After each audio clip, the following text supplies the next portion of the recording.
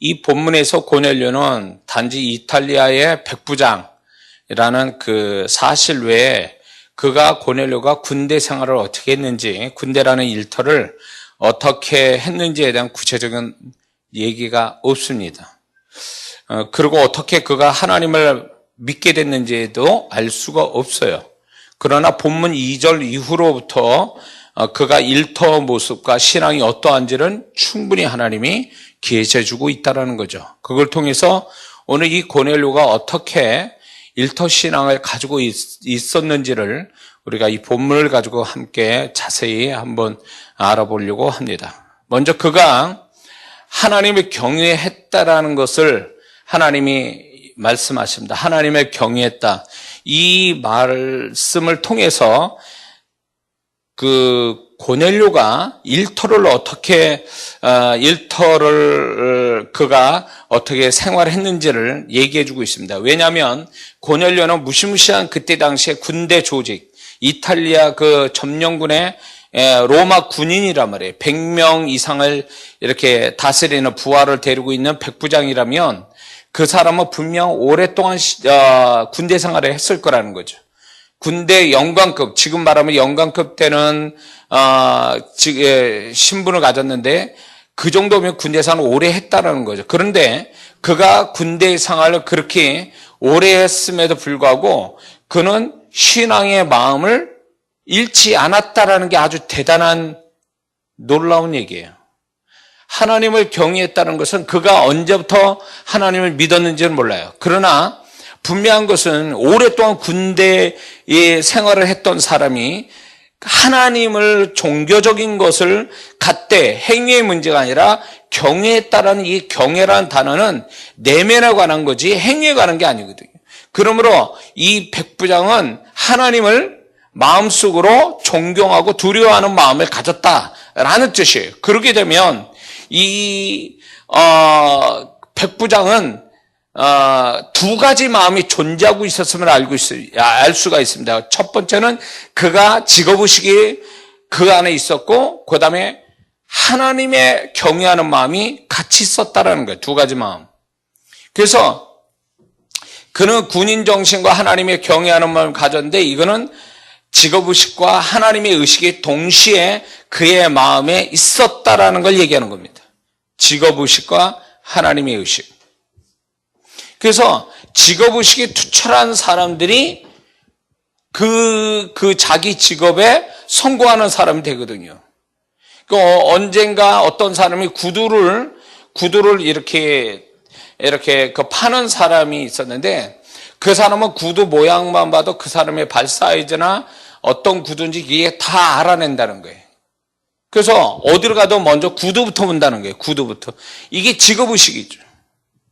그러니까 이 백부장도 투철한 그 백부장이 될 정도였으면 굉장한 군인 정신이 있었다. 직업의식이 있었다라는 걸 얘기하는데, 직업의식만 있었던 게 아니라 그는 하나님의 의식, 하나님을 경외하는 하나님의 의식에 같이 존재하고 있었다는 거예요. 그런데 이것이 결국 일터 그리스도인이 가져야 할 두 가지 마음이라는 거예요.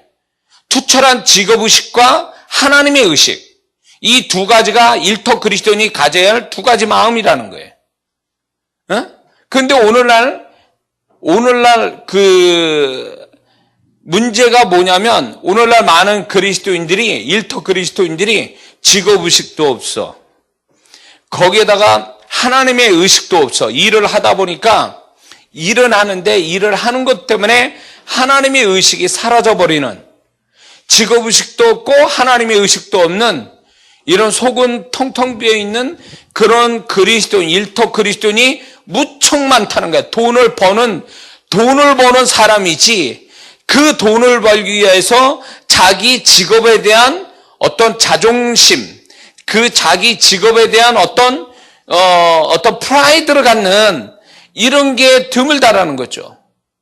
그러다 보니까 그것뿐만 아니라 그것이 없는 데다가 하나님의 의식조차도 없어버리니까 이게 도대체 그리스도인인데 정말 일터에서 성공적인 일터 그리스도인으로 살아갈 수 있느냐면 안 된다라는 게 이 두 가지가 없으니까. 근데 반면에 어떤 사람은 어떤 사람은 일터의식은 있는데, 직업의식은 있는데, 하나님의 의식이 없어요. 그러니까, 그런 사람은 교회를 다녔어도 결국 일터로 돌아가면 그 사람은 불신자와 다를 바가 없다는 거죠. 왜? 내면에 하나님의 의식이 없이 살아가고 있으니까. 응? 이게 오늘날 그리스도인의 모습이 일터 그리스도인이 일을 한다는 것 때문에. 근데 그 일을 하는 것도 자기가 그거에 대한 프라이드를 가지는 게 아니라 이렇게 생각하죠. 아, 이놈의 일을 언제 때려치나 이거. 응? 내가 이만큼 벌어가지고 이게 뭐 하나 아마. 직업의식이 없는 거죠. 일터의식이 없는 거예요. 응? 자기가 무슨 일을 하든 하나님이 그 일터로 인도하셨다라는 것과 함께 그거에 대한 철저한 직업의식을 가지고 살아야 거기에서 일터에서 오는 만족감도 있고 그러다 보면은 즐거움도 있고 열심도 있을 텐데 직업의식이 없으니까 돈을 벌고자 하는 생각만 있지 직업의식을 가지고 일을 하는 게 아니기 때문에 그 사람은 일하는 게 굉장히 괴로운 거죠. 세상 사람은 그렇게 살 수 있어요. 그러나 예수 믿는 사람이 이렇게 살면 안 된다라는 거죠. 적어도 이 고넬료가 백부장이 되기 위해서 처음부터 백부장은 아니었을 거예요. 직급이. 지금 또 보세요. 육군 사관학교 나와서 3사관학교 나와가지고 소령이나 중령 달려면 적어도 10몇 년간은 그 승진이 누락되지 않고 쭉 돼야 이제 영관급이 되거든요. 훈련학교로 나와서 10몇 년간 군대 생활을 해야만이 그게 영관급이 되는데 지금 이 백부장은요, 그렇게 이제 쭉 얘기했지만 이 백부장은 굉장한 직업의식이 투철한 사람이었다는 걸 이제 쭉 얘기할 겁니다. 이렇게 돼야, 이렇게 직업의식이 투철해서 자기 직업에 대한, 자기 일터에 대한 존중감, 내지는 프라이드를 가지고 있어야 하나님이 거기에서 은혜 주시고 축복 주실 텐데 자기 일에 대해서 하찮게 여기거나 무시하거나 그걸 어떻게든지 요령껏 하려고 그렇게 하거나 그걸 언제든지 때려치려고 마음을 가지고 일을 한다면 하나님은 절대 그런 사람을 축복할 수 없다라는 거죠. 그런 마음으로 일하는 사람은 몸뚱이는 움직이는데 마음은 언제든지 도망갈 생각하고 있는 그 언제든지 편하게 일하려고 하는 그런 직업의식에 무슨 하나님이 축복하냐 그게죠. 그런 직업의식이 없으니 그 내면에 하나님의 의식을 더 갖는다는 건 더 어려운 얘기죠. 근데 이 백부장이 놀라운 거는 직업의식과 하나님의 의식이 동시에 항상 가지고 있었다는 걸 얘기하는 거예요. 하나님의 경외했다라는 이 단어가 경외하며라는 단어가 진행형이에요. 현재 진행형. 그러니 우리가 진정한 일터 그리스도인이 되어져서 하나님께 영광이 되고 자기가 일터에서 하나님께 축복받으려면 이 백부장같이 투철한 자기의 직업의식 플러스 하나님의 의식으로 충만할 때만이 가능하다는 걸 이 고넬료를 통해서 우리 하나님의 말씀해 주고 있는 줄 믿습니다. 두 번째, 고넬료 그가 하나님을 경외했다는 것은 그가 이방인으로서 말씀과 회당에 열심히 다녔다는 걸 의미하는 거예요. 왜 그런 줄 아세요? 구약에 보면 하나님을 경외했다라는 말이 나오면 그 뒤에 뭐가 나온 줄 알아요? 그 말씀을 순종했다라는 말이 꼭 뒤에 나와요.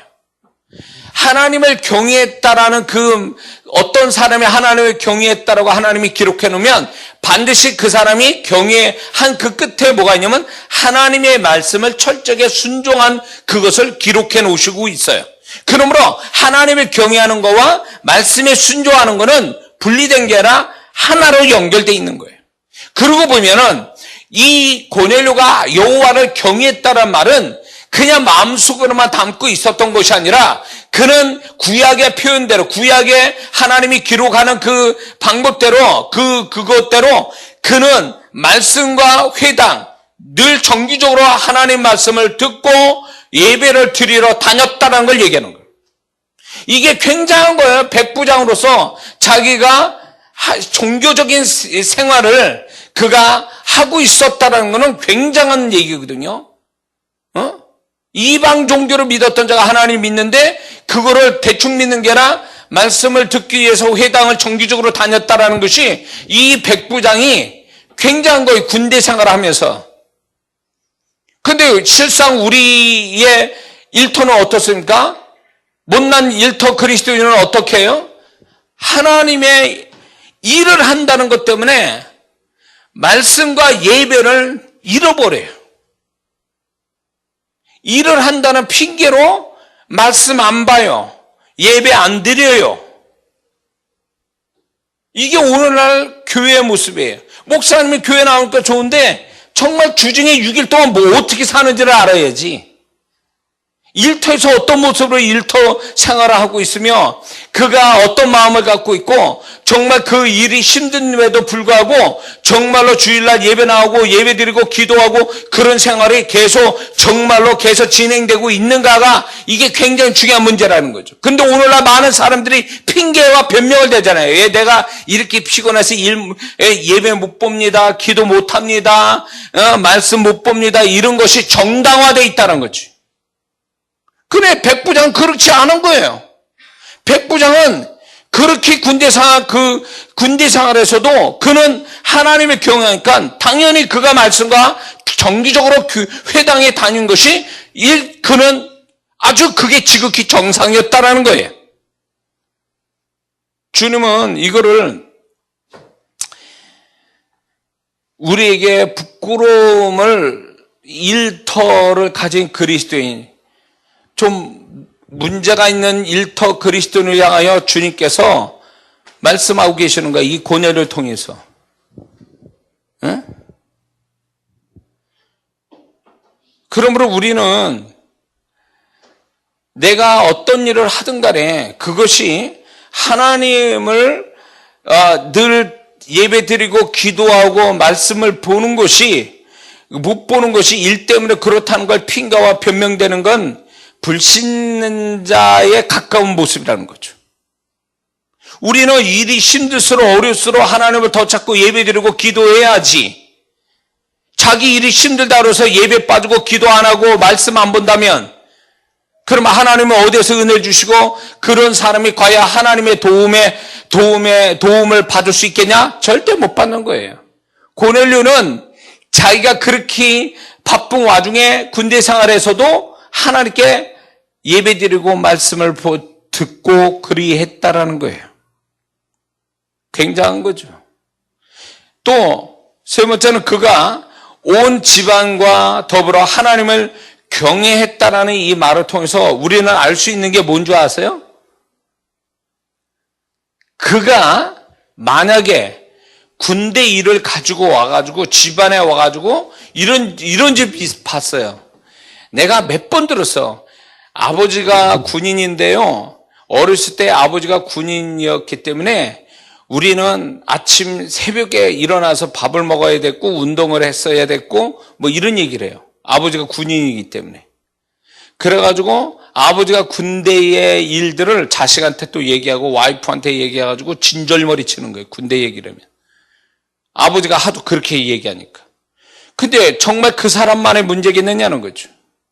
오늘날 많은 일터 그리스도인의 문제점 중에 하나가 뭐냐면 일터에서 일어난 것들, 일터의 고민, 일터의 스트레스, 일터의 모든 것들을 집안까지 끌어들인다는 거죠. 그래서 처자식한테도 그거를 다 스트레스 받게 하고 상처받게 하고 이렇게 한다는 것은 결코 하나님이 원하시는 게 아니라는 거예요. 근데 지금 이 고넬료는 만약에 고넬료가 군대 스트레스 받게 하고 군대에 그런 걸 가지고 가족들을 괴롭혔다면 온 집안이 더불어 하나님을 경외할 수는 없다라는 거예요. 그 얘기 뭐냐면 이 백부장은 군대 일을 집에까지 끌어들이지 않고 군대에서 벌어질 그 모든 험악하고 스트레스 받는 걸 가정에 들어올 때는 다 차단시켰다는 거죠. 그러니까 이 백부장이 하나님을 믿고 온 가족이 야 우리 같이 다 하나님 믿자라고 할 때 다 같이 동의를 하고 믿을 수 있었다는 것은 그 백부장이 군대의 그런 것들에 대하여 일터에 관한 그 스트레스 받는 것들을 지켜줬기 때문에 그렇다는 거예요. 오늘날 많은 일터 그리스도인이 가정을 가진 일터 그리스도인에게 문제가 뭔지 아세요? 일을 가지고 집에까지 끌어들여서 심란하게 만드는 거죠, 서로가. 제가 우리 박 목사한테 여기 서울에 있는 내가 가지고 있는 문제는 얘기 안 해요. 좋은 일은 얘기해. 근데 나머지 얘기 안 해요. 왜? 굳이 그 얘기 해가지고 박 목사 마음 힘들게 할 이유가 없어요. 목회라는 게 거룩한 일이지만 거기도 문제가 있단 말이에요. 목회라는 게. 근데 그거를 제가 처음에는 개척할 때는요, 제 아내하고 모든 걸 나누는 게, 모든 문제를 서로, 교회 문제를 서로 나누는 게 그게 맞다라고 생각을 했어요.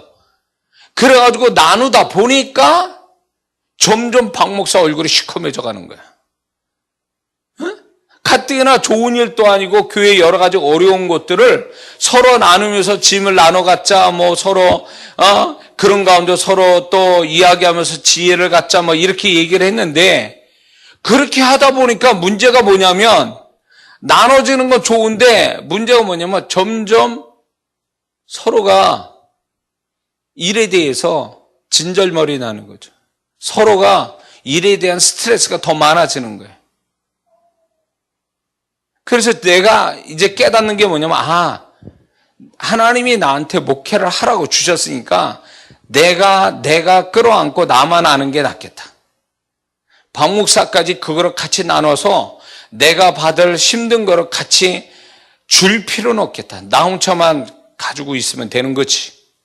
그래서 제가 이 서울교회에 여러 가지 문제도 있었지만, 또 내가 목사로서 나도 이렇게 생각하는 것들이 있지만 절대로 좋은 일 아니면 얘기를 안 한다, 그 얘기예요. 해서 괜히 지금 박 목사라서 평택교회 그나마 그렇게 내가 신경 쓸까봐 아무 얘기 안 하고 잘 이렇게 하는데, 내가 굳이 서울교회에 있는 내가 느끼고 어려운 것들을 다 얘기해서 무슨 서로 힘들게 할 필요 뭐 있냐, 그 얘기예요. 그래요, 안 그래요? 김준희 형제. 맞지? 나 혼자 짊어지면 되지. 뭘 같이 짊어져서 같이 고통스럽게 만드냐고. 근데 오늘날 많은 일터 그리스도인들이 세상 사람 닮아가지고 직장에 힘든 거 모든 걸 다 끌어다가 집에다 놓는다고. 그러니까 이게 집인지 직장인지 알 수 없게 다 같이 스트레스 받는 거예요. 같은 직장 다니는 것도 아닌데 아내나 자식들이 같이 스트레스 받으니까 거기에서 문제들이 발생되는 거예요. 이 백부장은요, 적어도 온 집안이 더불어 하나님의 경외했다는 걸 보면 그는 절대로 군대 생활에 있어서 오는 여러 가지 힘든 것들은 이 집안의 모든 식솔들에 대해서 스트레스를 주지 않았기 때문에 하나님을 쉽게 믿을 수 있게 해줬다라는 생각이 듭니다. 적어도 그래야 된다는 거예요. 그렇게 해야 된다는 거죠. 일터 그리스도인이라면. 좋은 건 얘기할 수 있어도 힘든 건 뭐 굳이 얘기해가지고 그 집안까지 일을 끌어들여가지고 힘들게 할 필요는 없다. 그런 거죠. 그리고 여기서 백부장이 온 집안과 더불어 하나님을 경외하게 만들었다는 얘기는 백부장이 군인 정신이 있었다라는 거예요. 그게 뭐냐면 백부장으로서의 어떤 자기 부하를 책임져야 된다는 이 책임감이 지금 여기서 나타나는 거예요. 자기만 하나님 믿고 사는 것이 아니라 내 이 좋으신 하나님을 믿음으로 인해서 나만 축복받는 게 아니라 다 같이 축복받게끔 만들어야 되겠다는 영적 책임감으로 승화된 거예요.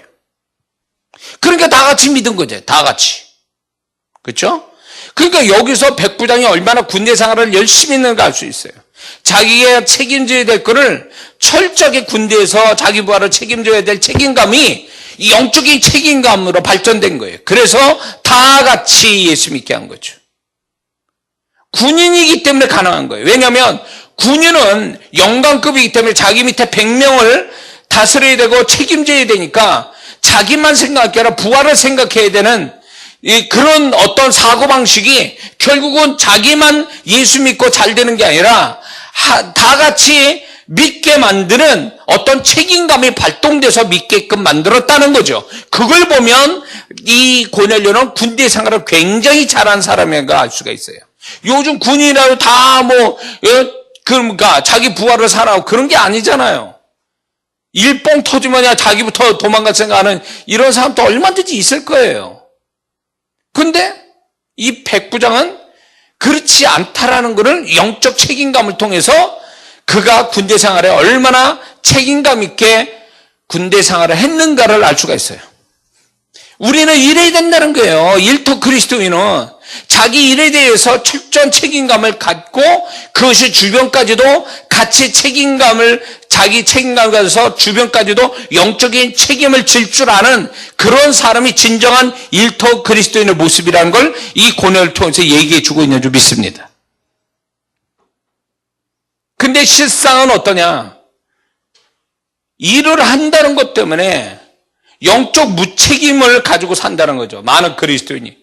자기가 일이 힘들다 해서 이제 만약에 가장이면 아내나 자식이 교회를 다니는지 기도를 하는지 뭘 어떻게 사는지 이런 것들을 세세히 봐야 되는데 일을 해서 돈을 번다는 것 때문에 자기 마누라가 어떻게 사는지 자기 자식이 교회를 다니는지 뭔 짓을 하는지 이런 거를 돌아보고 하나님 앞에 바로 서도록 가장으로서의 그 역할을 해줘야 되는데 그러지 않는다는 거야. 일에 지쳐가지고 집에서 피곤해서 잠자기 바쁘고 밥 먹고 뛰쳐나가서 일 가기에 바쁘고 그러니까 이게 영적 책임감은 둘째 쳐놓고 자기의 어떤 속한 처자식에 대해서 뭔가 이렇게 책임을 가지고 이렇게 돌보는 게 아니라 돈을 버는 것으로 자기는 할 일을 다 했다라는 이것이 오늘날 세상 사람이 말하는 직업을 가진 사람들의 모습이라는 거죠. 대부분의 사람. 그렇게 하면 안 돼. 그러니까 나중에 황혼 이혼당하는 거요. 그러니까 그 남자는 그런 거지. 아예 나는 젊었을 때 쎄 빠지게 돈 벌어서 갖다 줬는데 예? 막판에 나이 먹고 돈 못 번다고 날 무시하냐? 그래서 나를 버렸냐? 이렇게 말하지만 그 처자식의 입장에서 보면 꾹꾹 참고 살아온 거지. 그걸 알았어야지. 돈을 젊었을 때 벌었을 때 자기의 마누라가 어떤 마음이고 자식이 어떤 마음으로 어떤 모습으로 사는지를 정말 책임감 있게 돌아봤다면 자기 일만큼 자기가 열심히 일해서 밤낮 뛰어다니면서 일한 그 책임감과 열심을 가지고 자기 집안을 그렇게 봤다면 그 나이 먹어가지고 황혼 이혼은 안 당할 거라는 거지. 그 남자들이 정신 차려야 돼요. 응? 그렇잖아요, 김준호 형제? 돈 버는 게 대수냐고. 그 돈 버는 게 다냐고. 돈 벌어서 갖다 주면 그게 다 끝나는 거냐고. 응? 처자식 분명히 그렇게 챙겨야 될 부분, 챙기다 보면 그 챙기는 것이 결국 영적인 책임감까지 가지고 영적으로 케어해주고 세워주는 역할까지 가는 것이 그게 진정한 가정의 또 정말로 일을 열심히 하는 자의 진정한 모습이지. 자기 돈 번다고 처자식이 뭐하고 어떻게 사는지도 모르고 그러다 나중에 와서 난 열심히 돈 벌었는데 왜 우리 집안 꼴은 이러냐고 뒤통수 맞았다고 이따 이 소리나 하면 이거는 잘못 사는 거지요. 잘못 사는 거. 이렇게 살면 잘못 사는 거라고. 이렇게 사는 사람들이 얼마나 많은 줄 아세요? 응? 세상 사람들이 이렇게 사는 사람이 얼마나 많냐고. 그래가지고 집안에 구멍이 뻥뻥뻥 뚫려가지고 그 남편은 남편대로 아내는 아내대로 자식은 자식대로 다 따로따로 사는 거지. 딴 마음 품고 따로따로 사는 거예요. 비극적인 가정이 되는 거죠. 돈을 벌면 뭐해? 마음이 이미 다 찢어지고 서로 다른 방향으로 살고 있는데 이거는 비극이에요. 오늘날 우리 한국교회 이렇게 외국 사람들이 한국에 뭐라냐면 역동적으로 산대요. 한국이 역동적이다. 실제로 제가 외국 나와서 한국에 들어와 봐도 보면은 한국 사람은 굉장히 바쁘게 살아요. 열심히 살아요. 그건 좋은데 문제는 뭐냐? 그 열심이 결국 가정 무너뜨리고 자기 무너지고 더군다나 더 심각한 건 교회 다닌다는 사람들이 그것 때문에 신앙 다 잃어버리고 그 열심이 무슨 의미가 있어요? 그 열심이. 가정이 잃어버리고 다 관계가 깨지고 신앙 다 바닥치게 만드는 그 열심이 무슨 의미가 있냐? 그렇게 돈 버는 게 무슨 그게 대수겠냐? 그 얘기예요. 안 그래요, 은미성도? 그 뭐가 중요한지를 모르고 사는 거예요. 근데 이 백부장은 철저한 군인 정신이 있음에도 불구하고 철저하게 군인 정신의 그 속에 있는 책임감을 자기 가족에게, 자기 식솔들한테 그대로 그 영적인 책임감을 나타내고 있다는 게 훌륭한 거지. 이래야 된다는 거지. 응? 그게 안 된다면 문제가 많은 거예요. 직장에선 책임을 다 하고 있는데 왜 자기에 가까우고 자기를 사랑해주고 자기의 도움이 필요한 사람들한테는 왜 책임을 안 지냐 그 얘기지. 그리고 자기에게 은혜와 축복 주신 하나님에 대해서 왜 그 책임감 있는 신앙생활을 못하냐 그 얘기지. 심각해요. 교회만 열심히 다니면 다 한 줄 알아. 목사님들, 내가 이 목사님한테 할 얘기가 얼마나 많은데. 착각하지 말라고. 교회 나온다고 그 성도들이 좋은 신앙이 아니라니까. 11조하고 봉사한다고 그 신앙이 좋은 신앙이 아니라니까요. 일터에서 하는 거 보면 딱 답이 나온다고. 일터에서 어떻게 하냐 보면 그 사람이 그 가정생활과 신앙이 어떠한지 딱 답이 나온다는 거지. 응? 균형을 잡아야지. 이 백부장처럼 자기 일터의 직업의식과 자기 신앙의 의식이 같이 균형 있게 잡아줘야 되는데 일은 열심히 하는데 신앙은 개판이고 일에서는 책임감 있게 하는데 자기가 책임져야 될 건 다 손 놔버리고 이게 균형이 안 맞는 거예요.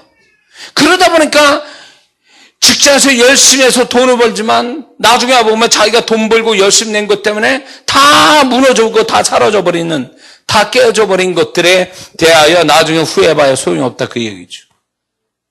그 우리나라 황혼 이혼이 왜 많은데? 여자가 악해서요? 여자들이 대부분 그런데요. 황혼 이혼을 신청한다는 거예요. 여자가 악해서 그렇겠냐고. 얼마나 남자가 일을 한다고 돈 버는 거에 미쳐 돌아가지고 자기 아내가 상처받고 그 나이 먹어서 이혼할 결심을 독하게 먹을 만큼의 얼마나 일과 가정을 균형 있게 못 살아가는가를 가르쳐 주는 거죠. 근데 그게 더 그 세상 사람 얘기예요. 근데 예수 믿는 사람 더 심각한 게 뭐냐면 영적인 걸 책임을 안 져요. 신앙에 대해서 다 일 때문에 신앙 버리고 일 때문에 가정이 다. 그래서 이렇게 되면 아버지가 남편이 교회를 다니기 때문에 교회 안 다닌다는 거예요. 아버지가 예수를 믿기 때문에 자기는 예수 안 믿는데요. 내 남편이 저렇게 교회 다니니까 나는 그 꼴보기 싫어서 교회 안 나온다. 왜 그럴까요? 균형을 못 잡은 거예요. 본인이 일 열심히 하고 교회 나오면 뭐 하냐고. 자기 사랑하고 질 가까이 책임져야 될 사람은 책임 못 지고 상처 주고 홀로 있게 만들고. 그러니까 그렇게 그런 얘기가 나오는 거잖아요. 근데 그 얘기 들었어요. 가끔 가다가 그런 얘기. 우리 아버지가 내 남편이 교회 다니면서 꼴보기 싫어서 교회 안 나온다. 잘못된 거죠. 근데 이 백부장은 그렇게 하지 않았다는 거죠. 네 번째, 이 고넬료와 그 사람은 항상 기도했다고 하나님이 얘기합니다. 하나님께 항상 기도하더니. 이 말 속에 아주 중요한 게 포함되어 있어요. 그게 뭔지 아세요? 항상 기도했다는 것은 그가 기도할 내용이 많았다는 뜻이에요. 그렇죠? 앵무사처럼 한 말하고 한 말 또 하고 한 말 또 하고 그러지는 않을 거잖아요. 정신 나간 사람처럼. 그가 항상 기도했다는 건 항상 기도 제목이 많았다는 거예요. 그러니까 기도가 많이 했으니까 항상 기도했겠지요. 기도 내용이 많다는 얘기가 뭘까요? 기도 내용이 많은 이유는 어떻게 기도 내용이 많으면 어떤 기도 내용이 많은 이유가 뭐냐면 그가 시간을 많이 보낸 현장, 어떤 일, 사람, 관계가 있는 곳에서 기도 제목이 많이 나오는 거예요, 사실은. 기도 제목이 많이 나오는 곳이 어디냐면 시간이 많이 보낸 곳, 일을 많이 한 곳, 많은 사람과의 접촉이 일어날 때 그거를 가지고 기도 제목 삼는 거죠. 그러니까 기도 제목이 많은 거예요. 그리고 자 보세요. 그러면 그가 항상 기도했다면 그가 제일 많이 시간을 본 데가 어디 있겠느냐는 거예요. 일터잖아요. 그렇죠? 일터와 가정이잖아요. 그러면 그가 항상 기도했다는 얘기는 뭐예요? 이 말은 다시 말해서 그가 시간을 많이 보낸 일터를 위해서 기도를 많이 했다는 얘기죠. 일터를 위한 기도 제목이 많았다는 뜻이에요. 그게. 그리고 그 다음 시간이 많이 보낸 가정이니까 가정에 관한 기도도 많이 있었다는 거죠. 이해가 되죠? 그런 다음에 기도 제목을 많이 갖게 되는 배경이 또 하나가 있는데 그게 뭐냐면 사람이 무엇을 생각을 많이 하는가 따라 그게 기도 제목이 되는 거거든요. 기도 제목이 많아지는 거지. 생각이 많은 것이 기도 제목이 많아지는 거죠. 그러면 그 백부장의 생각은 뭘로 있었을까요? 하나님의 경외하는 이 마음이 결국은 그가 그의 생각 속에 늘 하나님을 경외하고 하나님 말씀을 떠올리고 그러니까 그 하나님에 관한 기도 제목이 많았다라는 얘기와 같다 그 얘기예요. 그러니까 이 고넬료는 항상 기도한 게 한 말 또 하고 한 말이 그게 아니라 그가 늘 머물고 있던 많은 시간을 보낸 그런 것들, 생각을 많이 하는 것들, 그것을 위해서 기도했다라니까 결국은 그는 일터와 가정과 하나님을 위한 신앙을 위한 기도를 늘 가지고 살았다는 걸 얘기하는 거예요.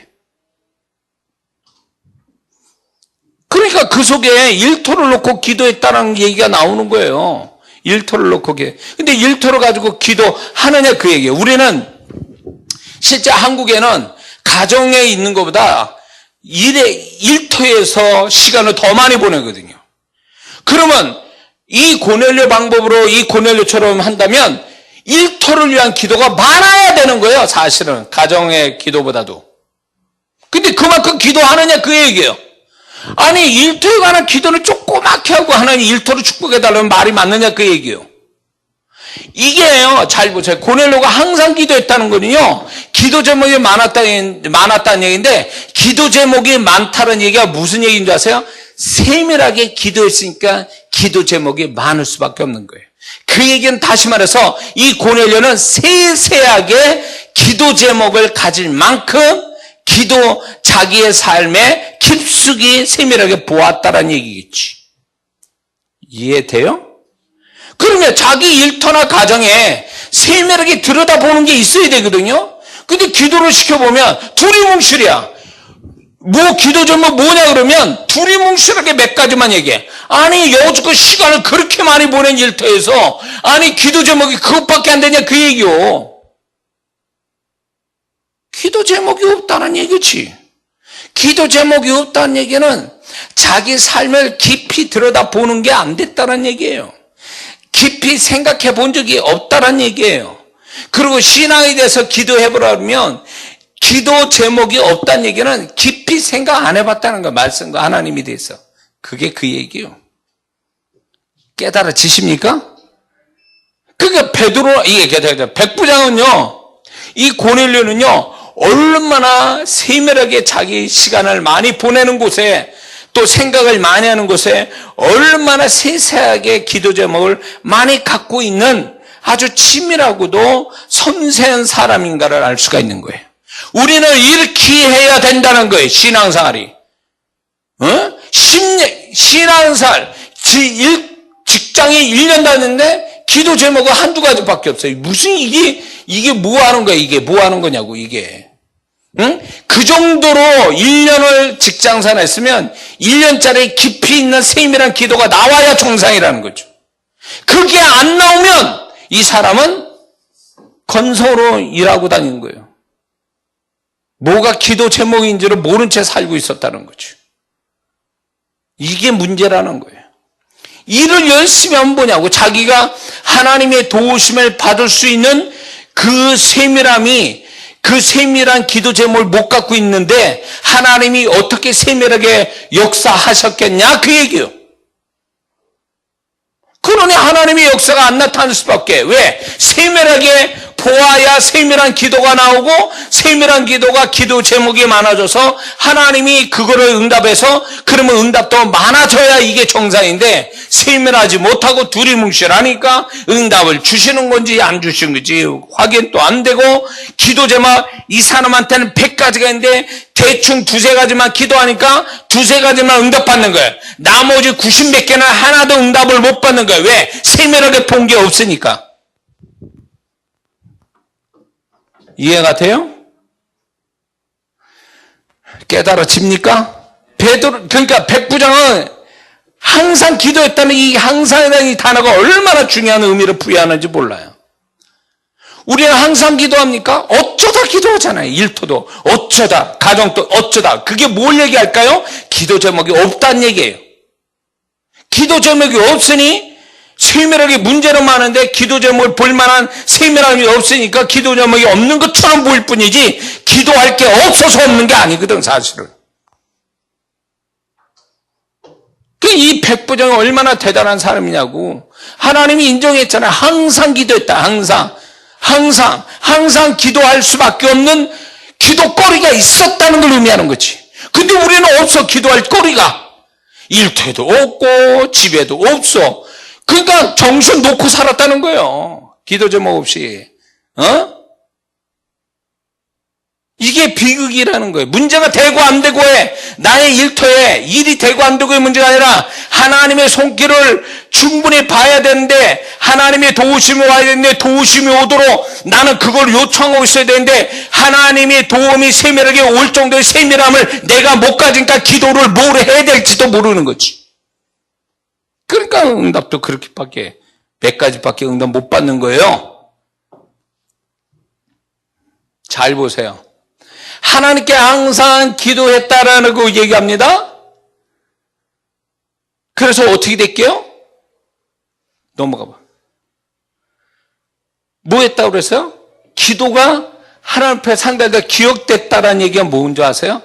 항상 기도한 게 항상 응답받았다는 얘기예요. 항상 기도하니까 항상 응답받았어. 세밀한 기도 제목을 많이 갖고 있으니까 많이 하나님이 역사하셨다는 뜻이에요, 그 얘기가. 근데 우리는 왜 우리 일터, 우리의 가정에 그 세밀하게 항상 응답하시는 하나님 손길을 못 볼까요? 하나님이 안 해주셔서가 아니라 내가 그렇게 응답받을 만큼의 항상 기도할 만큼의 세밀한 기도 제목을 많이 못 가졌다는 얘기가 되는 거예요. 뭔 말인지 이해가 돼요? 응? 하나님 탓하지 말라고.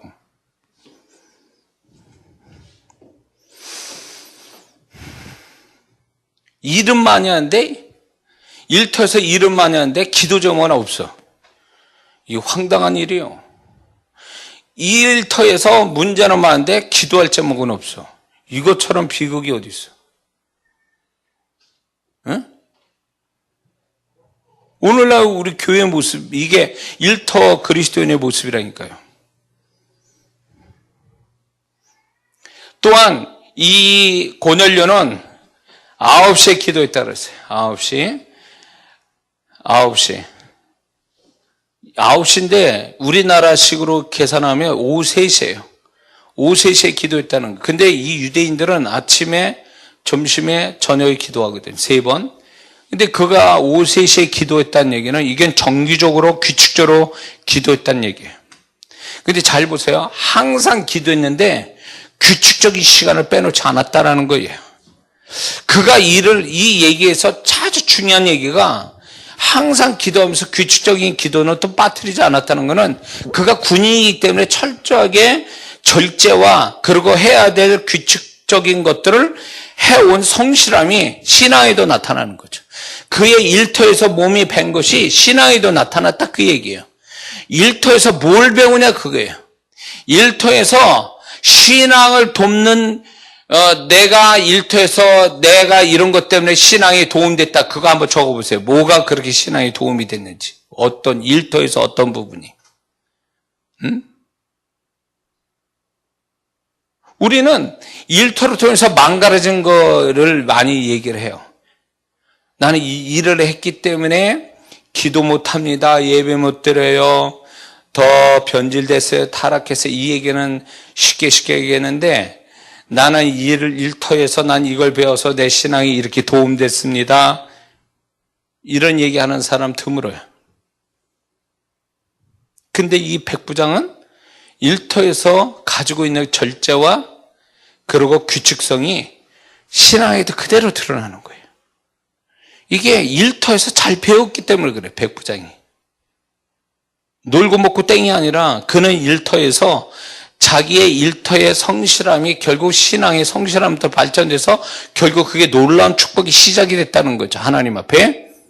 그러므로 우리는 이렇게 생각해야 돼요. 내가 일터를 통해서 내 신앙이 플러스 되는 거냐? 일터 때문에 내 신앙이 마이너스 되냐? 이걸 정말 심각하게 생각해야 돼요.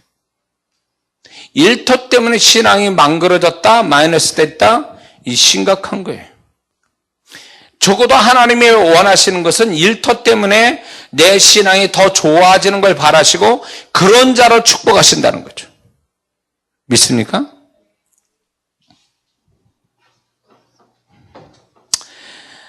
또한 그 고넬료는요, 기도가 하나님께 상달되어 기억하신 바 되었다라는 이 말을 통해서 이 고넬료가 어떤 사람인지를, 어떻게 신앙생활을 해왔는지를, 또 일터에서 어떤 모습으로 일했는지를 알 수가 있어요. 자, 기도나 구제가 하나님 앞에 상달되어 기억하신 바가 됐다는 것은 인정했다. 그 기도를 인정했다.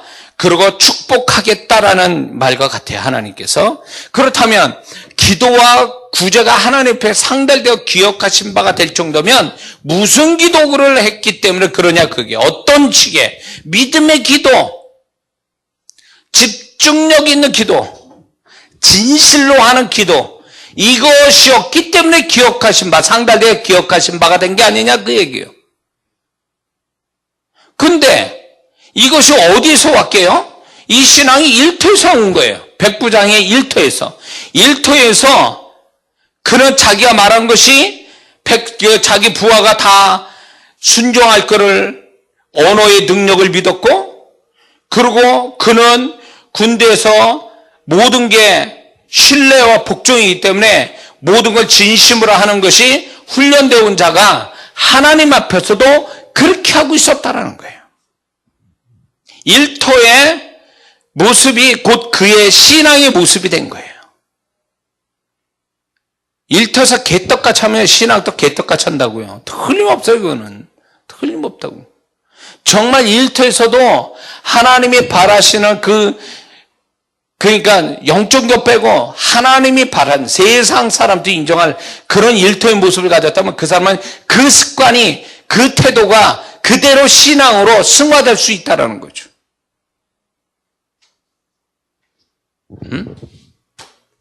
백부장의 얘기가 또 나오죠. 복음서에. 자기 하인이 병들어 있을 때 백부장이 와서 예수님께 그럴 때 말만 하옵소서. 이 군대에서의 말은 그거는 정말로 그 말대로 된다는 것을 이 사람은 알고 있었던 거예요. 이대로 가라 하면 가고 저대로 가면 간다. 그 말의 능력을 믿었기 때문에 그런 거죠. 백부장, 지금 여기에 나오는 백부장도 그런 사람인 거죠. 자기가 말하는 것이 정말 하나님 앞에 의심이 되지 않고 그대로 그 말대로 될 거를 믿는 거죠. 그리고 진심으로 그가 기도했기 때문에 하나님께서 하나님 앞에 상달되어 기억하신 바가 됐다는 거죠. 또한 그가 환상이 열렸다라는 것은 얼마나 그가 영적이며 집중적으로 기도했는가를 가르쳐 주는 겁니다. 왜냐하면 환상은 혼이 죽고 영이 살 때에 나타나는 현상이거든요. 혼이 의식에 충만한 그 강화된 상태에서는 환상이 안 나타나요. 영적인 현상이 안 일어나거든요.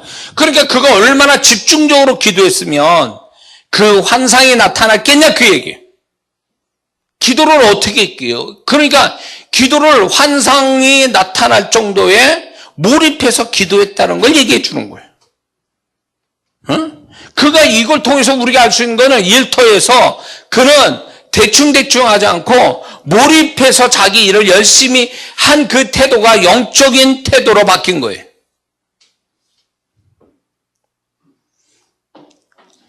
깨달아지십니까? 근데 여기서 우리가 알아야 될 게 2절에서는 2절을 보세요.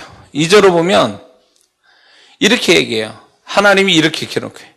백성을 많이 구제하고 하나님께 기도했다. 구제가 먼저 나오고 기도가 나중에 나옵니다. 근데 4절을 보세요. 천사가 이런 얘기합니다. 기도와 구제를 얘기해요. 거꾸로 됐죠. 기도를 먼저 얘기하고 구제를 뒤에 얘기해요.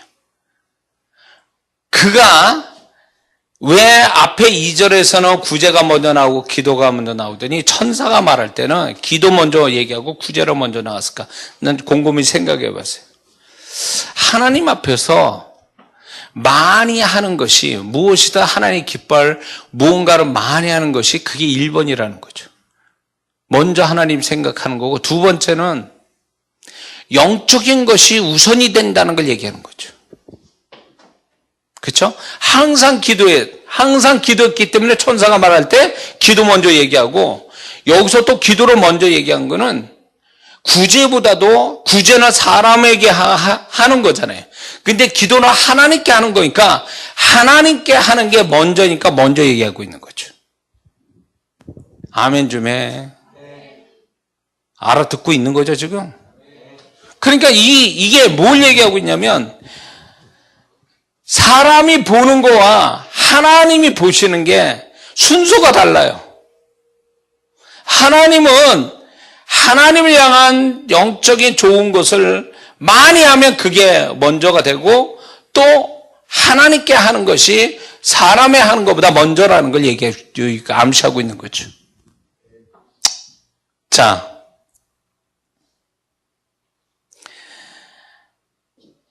여섯 번째는 고넬료가 백성을 구제했다라는 얘기를 해요. 이게 그냥 쉽게 짚고 그냥 넘어갈 얘기가 아니에요. 백성을 많이 구제했다. 그 당시 유대인에게 많이 구제했다라는 얘기예요. 자, 그러면 이게 뭘 얘기할까? 군대 업무 보는 가운데 이 일을 했을 것 같습니까? 아니요. 군대 업무는 업무대로 보고 그 나머지 시간 가지고 백성을 구제했다는 얘기예요. 이게 오늘 우리에게 적용해 보면 일터에서 열심히 일을 하고 또 다른 일을 또 하는 거야. 일이 끝난 다음에 좋은 일을 또 하는 거지. 그러면 이거를 다시 우리에게 영적으로 해석을 하자면 일터에서 일 열심히 한 다음에 교회 생활 열심히 하는 거하고 뭐가 다르냐 그거지. 지금 이 고넬료는 자기 업무는 업무대로 하고 그 다음에 나머지 깎아가지고 자기 거를 자원하여 사람들을 섬겼다 그 얘기예요. 우리가 일터에서 열심히 일하고 난 다음에 하나님 앞에 예배드리고 기도하고 봉사하는 것이 마땅하고 자기 걸 들여 하나님을 섬기는 것이 마땅하다는 거죠. 하나님이 그걸 칭찬하시는 거예요. 만약에 기도만 했다면 구제는 했어도 하나님께서 기도를 얘기할 수도 있잖아요. 네 기도가 이렇게 얘기할 수 있는데 하나님은 기도만 아니라 구제도 얘기하고 오셨다는 거 보면 그가 일이 끝난 다음에 하고 있는 자기 걸 들여 자원하여 헌신하는 것들에 대하여도 하나님이 그걸 귀하게 여기셨다는 걸 얘기하는 거예요. 그러면 오늘날 그게 뭡니까? 우리가 일터에서 열심히 하고 그 나머지 시간에 자기 걸 들여 섬기는 것, 그게 뭐예요? 교회 생활하는 거 아니냐 말이에요. 그게 그 속에서 영혼 또 섬기고 하나님 또 섬기는 일을 교회에서 하는 거잖아요. 그런데 그걸 안 하는 거지. 지금 오늘날 성도들이 일이 많아서 교회 일을 안 해요. 섬기질 않아요. 자기 자원해서 하지 않아요. 개 끌려오듯이 와서 교회 와가지고 어쩌다가 예배 마티로 갚버리는 성도가 부지기수예요. 한국 강산에. 응? 고넬료는 기도만 해도 괜찮은 사람이에요. 왜? 응답받는 기도를 하는 사람이 있으니까. 그러면 우리는 그렇게 생각을 하고 고넬료는 영적이야. 근데 그 고넬료는 기도만 한 게 아니라 사람을 섬겼다 그거예요. 자기가 자원하여 자기 걸 들여 섬겼다는 거지. 그게 오늘날 교회 생활을 얘기하는 거예요. 교회가 자기만 복 받고 휙 예배드리고 휙 하고 갚버리면 되는 현장이냐 그 얘기예요. 미안한 얘기지만 큰 교회 다니는 분들이 교회를 섬기는 일을 하지 않는다면 그 사람은 신앙생활 잘못된 사람이에요. 하나님이 예배만 드리라고 예배만 드리고 집에 가라 그러라고 교회에 오게 하셨냐 그 얘기예요. 교회라는 데가 섬기는 현장이에요. 사람을 섬기고 하나님을 섬기는 현장이 교회인데 같은 믿는 자끼리 그걸 안 하고 자기만 위해서 딸랑 예배드리고 갚버린다? 그러면 그건 아니지. 그러니 그거는 다 하나님이 응답이 안 되는 거지. 하나님이 축복할 것들이 아무것도 없는 사람이 되는 거죠. 그렇게 되면.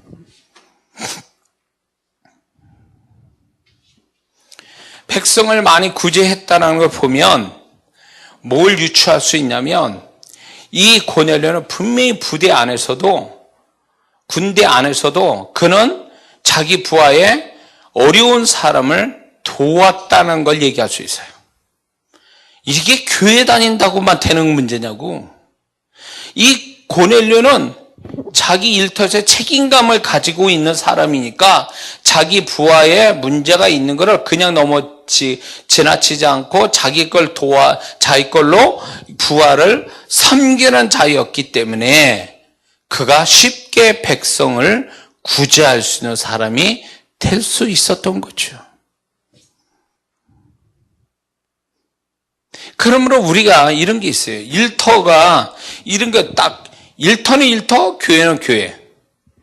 그래가지고 일터에서 배운 것이 영적으로 승화돼서 교회 생활이 돼야 되는데 교회에서 배운 게 일터에서 하나 써먹지도 못한 채 일터에서는 세상 사람같이 그렇게 살다가 교회 와서는 정말 굉장히 신령한 성도인 것처럼 하고 있는 것은 이율배반이고 이중의 모습이라는 거죠. 이 고넬료처럼 자기 일터에서 한 그 모습이 그대로 신앙으로 말미암아 확장이 되는 거예요. 자기의 부하를 군대에서 자기 부하를 섬겨줬던 것이 신앙으로 확장돼서 백성까지 자기하고 상관없는 유대인까지 구제해주는 데까지 가는 것이 이게 이렇게 연결되어 있는 거죠. 군대에서는 짠돌이 아니면 아주 굉장히 아주 그냥 뭡니까 사람 괴롭히는 사람이 됐다가 나와서는 신앙 때문에 누구를 도와준다 이런 가증스러운 게 어디 있어? 이건 말이 안 되지. 이건 하나님 기뻐할 수 없는 거예요. 그래서 하나님이 저는 이 말씀을 일주일 내내 묵상하면서 처음에 저도 이 설교를 많이 했지만 고넬료를 일터를 생각해보는 건 처음이에요. 지금 이 본문 가지고 여러분과 설교를 함께 나눠서 은혜 받게 하기 위해서 제가 말씀 묵상하는데 저절로 되는 부분은 없다. 어쩌다가 하는 것도 없고 위선적으로 했으면 만약에 백성을 구제하기 위해서 한순간만 했다면 하나님이 그것이 상달됐겠냐 이게 상달되어 하나님께 기억하신 바 되겠냐 아니죠. 어쩌다 한 것도 아니고 가식적으로 한 게 아니라 그는 군대에서 그렇게 일터에서 그렇게 한 것이 그대로 신앙으로 흘러나왔다는 거죠. 그러므로 우리가 일터라는 것이 교회 생활하고 하나님과 상관없는 내 마음대로 세상 사람과 같이 어울리면서 그렇게 멋대로 살아가야 할 돈 버는 현장이 아니라는 거예요. 거기서 그렇게 한 훈련들이 그렇게 한 이렇게 표현하면 좀 뭐하지만 개벌은 남 못 준다고 그렇게 한 것이 신앙으로 흘러나와야 정상이지 일터에서는 아주 진짜 욕 들이따 먹는 일하는 사람인데 교회 와서는 자기가 뭐가 굉장히 선한 사람처럼 그렇게 행동하는 것은 위선이고 가증스러운 거예요. 이렇게 할 수는 없는 거죠. 그렇게 하지 말라는 거예요. 주님은. 그렇게 되면 하나님 앞에 상달도 안 되고 기억하신 바도 안 된다는 얘기지. 그러므로 우리 일터라는 것이 그렇게요. 그 일터에서 그냥 내 교회하고 내가 분리된 어떤 곳이 아니라 내 신앙과 같이 연결된 어떤 하나님의 사람으로 만드는 군대 가면 기본 군사훈련이라는 걸 배우거든요. 5주 동안. 그거와 똑같은 거예요. 일터라는데.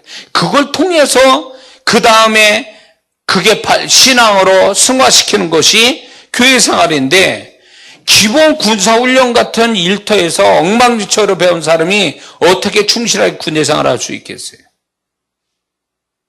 주님은 그걸 얘기하고 싶은 거죠. 고넬료를 통해서.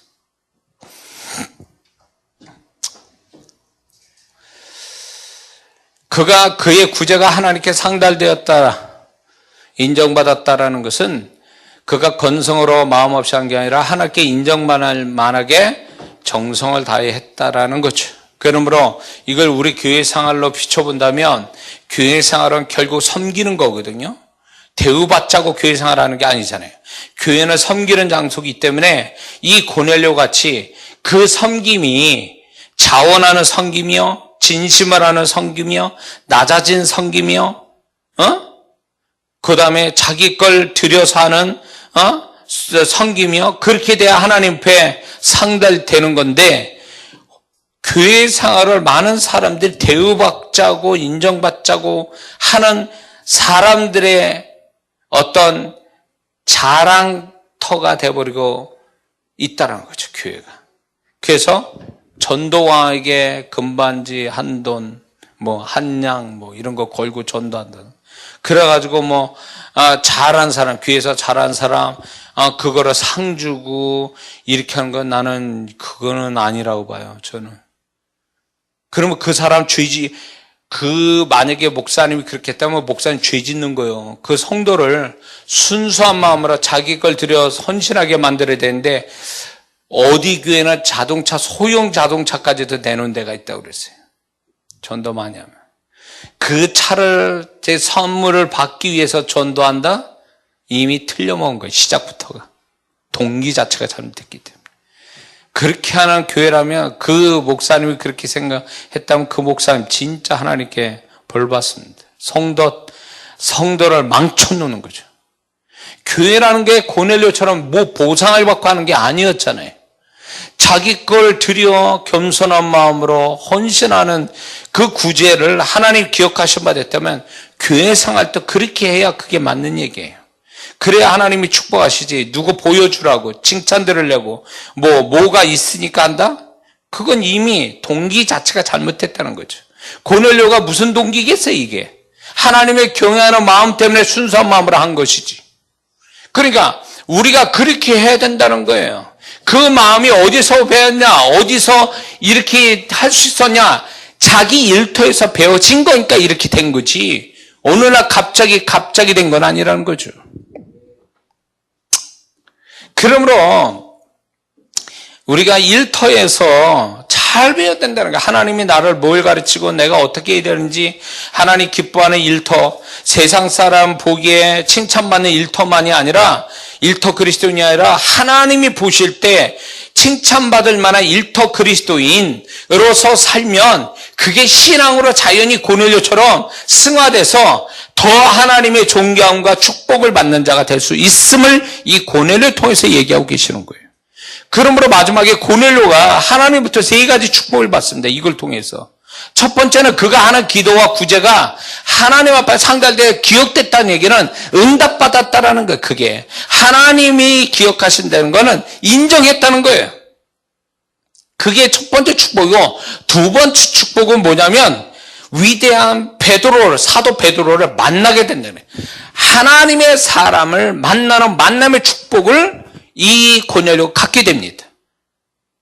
우리가 하나님을 잘 섬기게 되면, 일터에서 배워진 신앙으로 그렇게 한다면 그가 하는 모든 것들을 하나님이 인정하신 바가 되고, 두 번째는 하나님이 그가 원하지 않아도 하나님이 그 사람한테 필요한 사람을 붙이신다는 거죠. 좋은 사람을.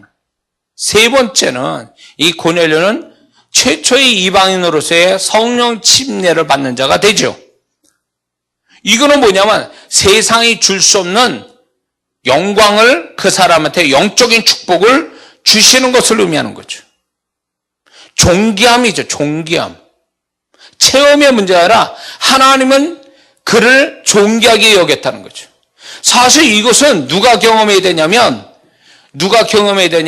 복음서에 나타난 예수님 만난 그 백부장이 경험돼야 될 얘기예요, 사실은. 근데 고넬료가 이 영광을 얻게 된 거죠. 같은 백부장인데.